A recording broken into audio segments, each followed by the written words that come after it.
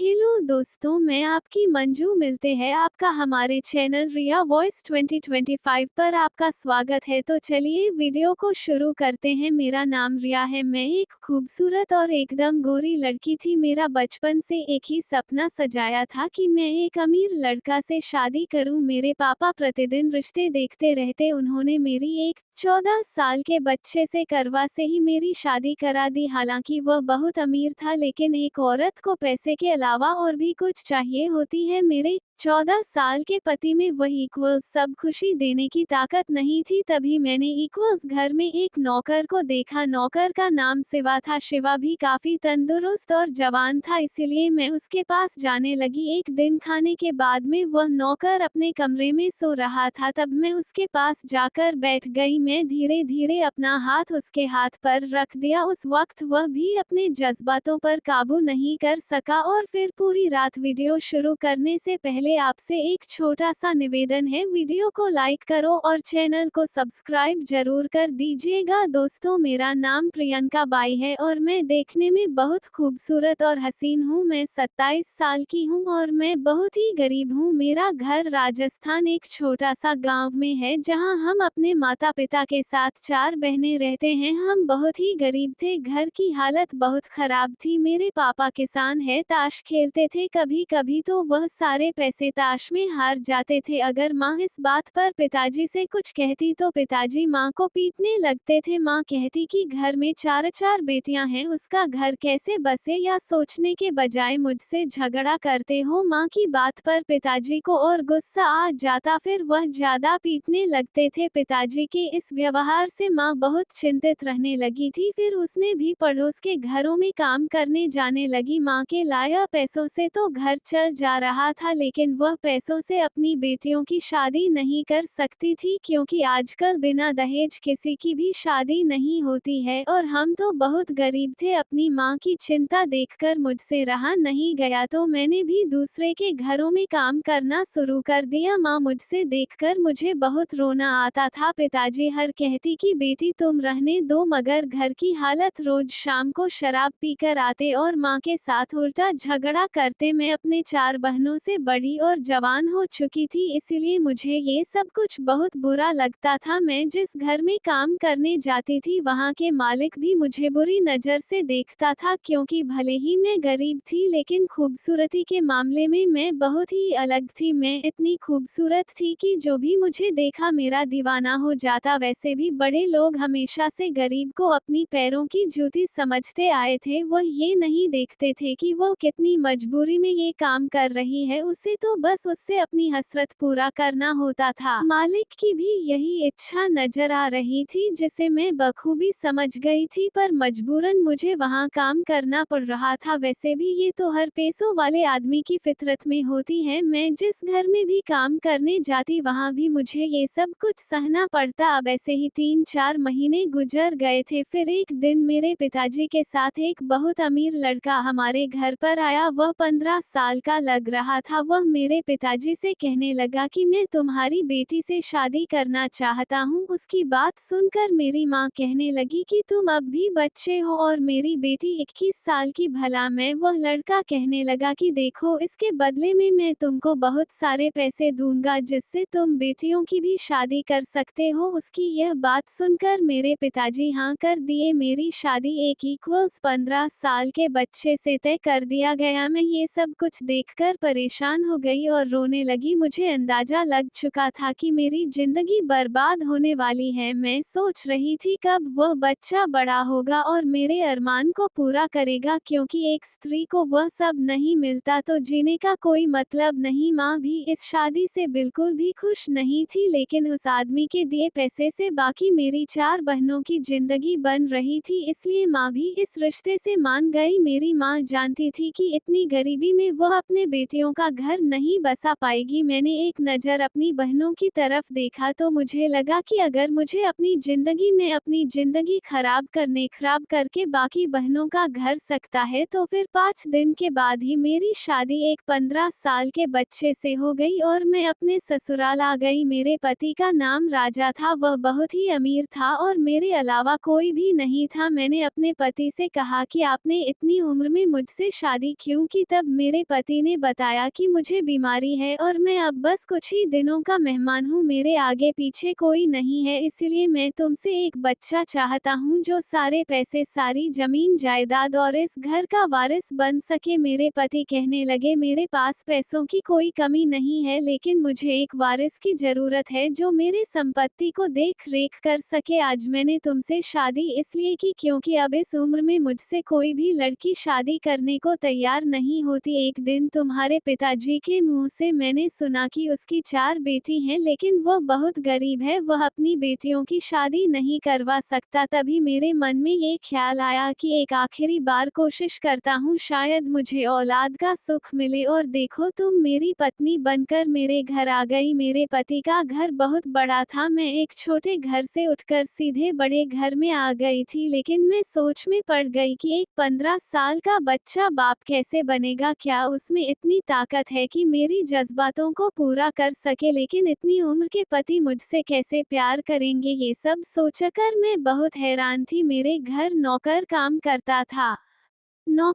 करता था। वह अभी 22 साल का खूबसूरत और तंदूर ताकत वाला नौजवान था। को मेरे पति ने रहने के लिए एक रूम दे दिया था जिसमें वह रात को सोता था और दिन में घर के सारे काम करता था। मेरे पति ने कहा कि चलो मैं तुम्हें पूरा घर दिखा देता हूँ, अब इस घर की मालकिन तुम ही हो। मेरे पति ने मुझे सारा घर दिखा दिया और फिर मुझे अपने कमरे में लेकर चला गया। वह कमरा बहुत ही अच्छा से सजाया गया था। धीरे धीरे समय बिता गया और रात हो गई। रात का खाना मेरे पति ने अपने हाथों से बनाया था। खाने में कई तरह की मिठाइयाँ थी। खाना मुझे मेरे पति ने अपने साथ से खिलाया था क्योंकि उस घर में हम 3 लोग के अलावा और कोई नहीं था। लेकिन मेरे पति इतने उम्र के थे कि मुझे उनके सामने बहुत ही शर्म महसूस होती थी। खाना खाने के बाद मैं अपने कमरे में आ गई। मुझे बहुत ही अजीब महसूस हो रहा था, लेकिन मैं अब कर भी क्या सकती थी? कुछ ही देर में मेरे पति भी कमरे में आ गए। वह मुझसे कहने लगे कि देखो, शर्माओ मत, अब तुम मेरी पत्नी हो। भले ही तुम्हारी उम्र अभी बहुत ज्यादा है, लेकिन अब से तुम्हारा इस घर पर और मुझ पर भी अधिकार है। आज हमारी शादी की पहली रात थी। मैं बिस्तर पर यूं ही बैठी सोच रही थी कि 15 साल का पास आकर बैठ गए। थोड़ी देर के बाद वह मुझसे बच्चा क्या कर लेगा? तभी मेरे पति भी मेरे प्यार करने लगे, लेकिन मैं देख रही थी कि वह इस हालत में नहीं थे क्योंकि उनकी सांसें फूल रही थी और वह हाफ रहे थे। मेरे पति औलाद पाने के लिए अपनी पूरी ताकत का इस्तेमाल कर रहे थे, लेकिन उनमें इतना दम नहीं था कि वह औलाद पैदा कर सके। बहुत कोशिशों के बाद भी उनसे कुछ नहीं हो पाया। फिर आखिर में वह थक कर सो गए। अपने पति का ये हाल देखकर मुझे बहुत हैरानी हो रही थी। तो ये बाप कभी नहीं बन पाएंगे और ना ही मुझे कभी माँ बनने का सुख प्राप्त होगा। वीडियो पूरा देखे, मजा आएगा। मैं सोचने लगी कि अगर इनका ऐसा ही हाल रहा तो मैं तो जिंदगी के मजे ही नहीं ले पाऊंगी। सबके अलावा मैं अब भी जवान और खूबसूरत थी, इसलिए मैं भी अपने जवानी का भरपूर आनंद लेना चाहती थी, क्योंकि अगर किसी औरत को शादी के बाद भी वह खुशी अपने पति से ना मिले जिसका वह हकदार है, और औरत का सबसे बड़ा सुख पति ही होता है, तो उसका जीवन किसी मरुस्थल की भांति हो जाता है जहाँ ना तो पानी होती है और ना ही पेड़ पौधे उग पाते हैं। मैं किसी तरह मन में सब्र रखकर सो गई। फिर जब मेरी आंख खुली तो सुबह हो चुकी थी। मैं बिस्तर से उठकर कमरे के बाहर चली गई। उस वक्त मैंने देखा कि शिवा घर में पूछा कर रहा था। वह मुझे देखते ही मुस्कुराने लगा। मैं सोचने लगी कहीं शिवा को मुझसे प्यार तो नहीं हो गया। मैं अपनी नजरें झुकाए बाथरूम में फ्रेश होने के लिए चली गई। कुछ देर के बाद जब मैं बाहर आई तब भी मैंने देखा कि वो मुझे देखकर मुस्कुराए जा रहा था। मैं उसे नजरअंदाज करके किचन में चली गई और नाश्ता में आलू बड़े बनाने लगी। नाश्ता बनाने के बाद मैं अपने 14 साल के बच्चे को कहने गई कि नाश्ता तैयार हो गया है। मेरे पति ने कहा कि टेबल पर रखो, हम साथ में वहीं पर नाश्ता करेंगे। थोड़ी देर के बाद मैं अपने कमरे में चली गई। आज रात को फिर मैं अपने पति के साथ कमरे में थी। वह आज भी जी तोड़ कोशिश कर रहे थे, लेकिन वह आज भी नाकाम रहे। एक बार फिर असफलता का सामना करना पड़ा। फिर मैंने उनसे कहा कि आपको औलाद चाहिए, लेकिन आपसे कुछ हो नहीं पा रहा है तो आपको वारिस कैसे मिलेगा। वह मेरी बात को सुनकर अपना चेहरा नीचे कर लिए। उन्हें एहसास हो चुका था कि वह इस उम्र में शादी करके गलती किए थे। वह अपने साथ साथ मेरी भी जिंदगी बर्बाद कर दिए थे। वो ये नहीं जानते थे कि इस उम्र में उनसे ये सब कुछ नहीं हो पाएगा। कुछ देर के बाद मैंने एक नज़र अपने पति की तरफ देखा तो वह गहरी नींद में सो चुके थे। मैं जवान थी और मेरे भी कुछ अरमान थे, लेकिन वह सब मेरे लिए अब एक सपना बन गया था। उस वक्त मेरे अंदर जो हव भड़क चुकी थी उसे मैं चाहकर भी शांत नहीं कर पा रही थी। मुझे अपने किस्मत पर रोना आ रहा था। फिर यूं ही मन को मनाकर करवट बदल बदल कर सो रही थी और जिंदगी को खुशी के बारे में सोच रही थी। इसी तरह शादी के 6 महीने बीत गए, लेकिन मैं अपने पति से कोई भी सुख नहीं मिला था। मैं यूं ही बिस्तर पर करवटें बदल बदल कर रात गुजार देती थी। मैं गरीब जरूर थी, लेकिन मेरे अंदर भी वह सारी ख्वाहिशें थी जो बाकी लड़कियों और औरतों के अंदर होती हैं। एक दिन मैं अपने पति को कमरे में रोते देखा तो मैं उनसे पूछने लगी कि क्या बात है, आप रो क्यों रहे हैं। फिर वह कहने लगे कि अब मैं कुछ ही दिनों का मेहमान हूँ, पर अभी तक मैं कुछ कर नहीं पाया। लगता है मेरे नसीब में औलाद का सुख ही नहीं लिखा है, लेकिन मुझ में ही वह ताकत नहीं है कि मैं तुम्हारे साथ अपने सपने को पूरा कर सकूं। मैंने उनसे कहा कि आप चिंता मत कीजिए, सब ठीक हो जाएगा, इतना परेशान होने की क्या जरूरत है। उस वक्त मैं उनको तसल्ली दे रही थी, लेकिन मेरे अंदर भी दुखों का एक समुंदर बह रहा था जिसे मैं शब्दों में बयान नहीं कर सकती थी। अगले दिन सुबह जब मैं अपने कमरे से बाहर आई तब मैंने देखा कि नौकर मुझे देखकर मुस्कुरा रहा था। उसकी मुस्कान में एक अलग ही बात थी। मुझे ऐसा लगता था जैसे मुझे बहुत प्यार करता हो। जब मुझसे रहा नहीं गया तो मैंने उससे पूछा, शिवा तुम हर दिन मुझे देखकर इस तरह से मुस्कुरा क्यों रही हो।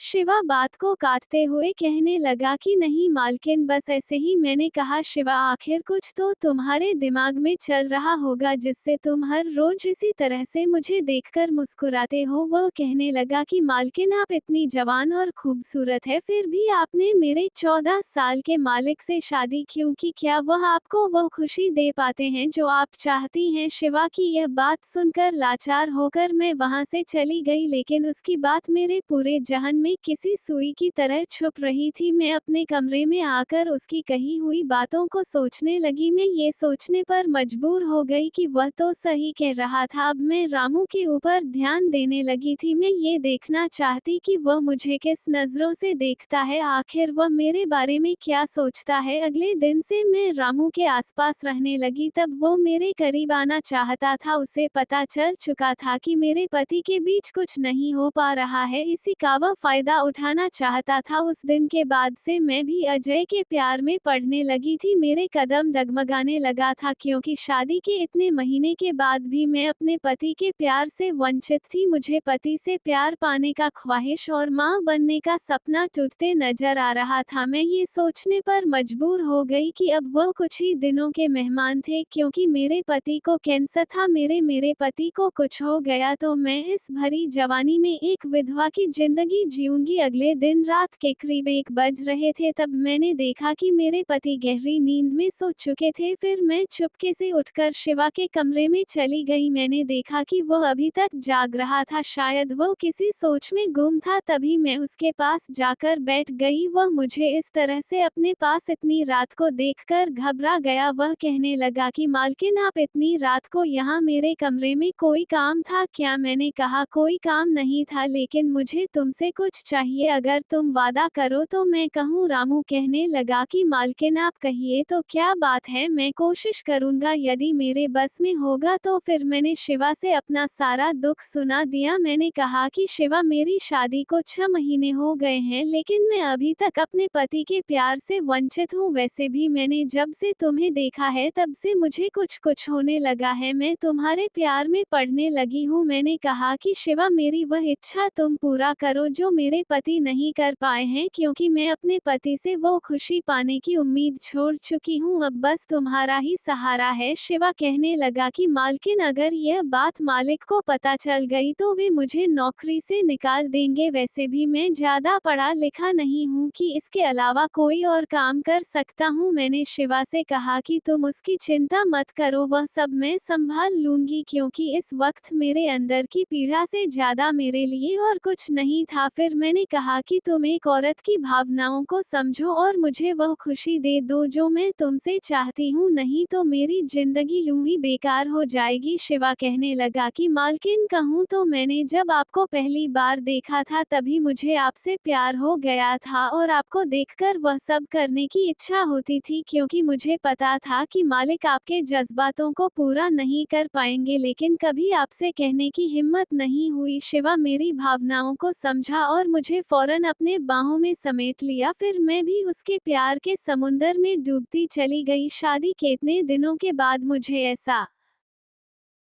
खुशी मिला था, इसलिए मैं उसे इतनी जल्दी छोड़ना नहीं चाहती थी। फिर काफी देर तक मैं उसी समुंदर में बहती रही। जब हम दोनों थक गए तब उस समुंदर से बाहर आ गई। मुझे आज शिवा से वो खुशी मिला था जिसकी उम्मीद मैं अपने पति से कर रही थी। उस वक्त मुझे जिंदगी की सबसे बड़ी खुशी का एहसास हो रहा था। आज मेरा पहली बार था, इसलिए मुझे थोड़ा दर्द भी हो रहा था, लेकिन ये दर्द उस दर्द से बहुत कम था जो मैं आज तक सहती आ रही थी। मैंने शिवा को दिल से धन्यवाद दिया और अपने कमरे में आ गई। तब मैंने देखा कि मेरे पति अभी भी गहरी नींद में सो रहे थे। मैं भी बिस्तर पर लेट गई और उसी के बारे में सोचने लगी, लेकिन शरीर की थकान के कारण मुझे कब नींद आ गई पता ही नहीं चला। उस दिन के बाद से मेरे और शिवा के बीच वैसा ही चलने लगा था। मैं भी अब बहुत खुश रहने लगी थी क्योंकि अब मैं अपनी सारी ख्वाहिशों को पूरा कर रही थी। इसी तरह 3 महीने गुजर गए। तब एक दिन अचानक मैं बीमार हो गई। मेरे पति ने डॉक्टर को फोन करके घर पर ही बुला लिए। मुझे देखने के बाद डॉक्टर ने बताया कि मैं मां बनने वाली हूं। फिर वो मुझे कुछ विटामिन की दवाई देकर वहां से चला गया। डॉक्टर के जाने के बाद मेरे पति मुझसे कहने लगे कि तुम मां बनने वाली हो, लेकिन मुझे अभी भी विश्वास नहीं हो रहा है। तब मैंने अपने पति को विश्वास दिलाया कि यह आपका ही बच्चा है, आपकी ही इच्छा थी, ना कि आप बाप बने, आपके संपत्ति का वारिस कोई हो। तो देखिए, आज भगवान आपकी सुन ही लिया, आखिरकार लिया, और आप बाप बनने वाले हैं। मैंने उनको पूरा भरोसा दिलाया कि मेरा पेट में उन्हीं का बच्चा है। वो ये सब सुनकर बहुत खुश थे और उस दिन के बाद वह मुझ पर ज्यादा ध्यान देने लगे थे। इसी तरह दिन गुजरते गए और अब मेरी डिलीवरी का समय आ गया। एक दिन मैं घर में काम कर रही थी, तभी अचानक मेरे पेट में दर्द होने लगा। उस वक्त मेरे पति घर में मौजूद नहीं थे। तब शिवा ने मुझे फौरन से अस्पताल लेकर चला आया। मेरे पति को भी फोन करके अस्पताल में बुला लिया। 4 घंटे के इंतजार के बाद मैंने एक प्यारे से बेटे को जन्म दिया, जिसे देखकर मेरे पति बहुत ही खुश हो रहे थे। उस वक्त भी उन्हें यह नहीं पता था कि यह बच्चा उनका नहीं, शिवा का है। मेरे पति को उनका वारिस चाहिए था जो अब उन्हें मिल चुका था। अब उनके लिए ये जानने की जरूरत नहीं थी कि यह बच्चा किसका है। उन्हें इस उम्र में एक औलाद का सुख प्राप्त हुआ था, उनके लिए यही काफी था और अब वह इसे पाकर बहुत खुश थे। कुछ देर बाद हम अस्पताल से घर आ गए। रामू के चेहरे पर एक अलग ही खुशी थी क्योंकि वह अब बाप बन चुका था। अगले दिन सुबह मैं जब उठी तो मैंने देखा कि मेरे पति अभी तक सो रहे थे, जबकि हर दिन वह जल्दी ही उठकर बाहर चले जाते थे। जब मैं उन्हें उठाने लगी तो उनका सर एक तरफ लुढ़क गया। ये देखकर मैं जोर जोर से रोने लगी। तभी मेरी नजर पास में रखे हुए एक चिट्ठी पर पड़ी। उस चिट्ठी में लिखा हुआ था, प्रियंका, मैं जानता हूँ कि यह बच्चा मेरा नहीं है, क्योंकि उस रात जब तुम शिवा के कमरे में गई थी तभी मैं समझ गया था कि तुम शिवा से अपनी ख्वाहिश को पूरी करने लगी हो। मुझे इस बात से कोई दुख नहीं है कि तुम शिवा के साथ वह सब करती हो, क्योंकि गलती तो मेरा था जो मैंने इस उम्र में तुमसे शादी किया। मुझे बच्चे की ख्वाहिश थी, इसलिए मैंने शादी किया। मैं अब उस लायक नहीं हूँ कि मैं तुम्हें वह खुशी दे सकूं। प्रियंका, मैं अपनी सारी जायदाद तुम नाम से कर रहा हूँ ताकि तुम इसे अच्छे से अपने बच्चे के साथ संभाल सको और हो सके तो शिवा के साथ अपना घर बसा लेना ताकि तुम्हें भी किसी सहारे की कमी महसूस ना हो। मैं ये सब पढ़कर फूट फूट कर रोने लगी। मुझे कुछ समझ में नहीं आ रहा था कि मैं क्या करूं। फिर मैंने शिवा को आवाज दिया, वह फौरन से डॉक्टर को फोन करके बुला लिया। डॉक्टर ने बताया कि वह अब इस दुनिया में नहीं रहे। फिर डॉक्टर ने कहा कि इनको कैंसर की बीमारी थी, यह अब इस दुनिया में नहीं रहे। डॉक्टर के मुंह से यह बात सुनकर मेरे पैरों तले जमीन खिसक गई और मैं गहरी सदमे में आ गई। मैं जोर जोर से रोने लगी। इस घटना के 1 महीने बाद मैंने शिवा से शादी कर ली। वह भी एक अच्छा इंसान था जो हर किसी के भावनाओं का सम्मान करता था। मैं फिर से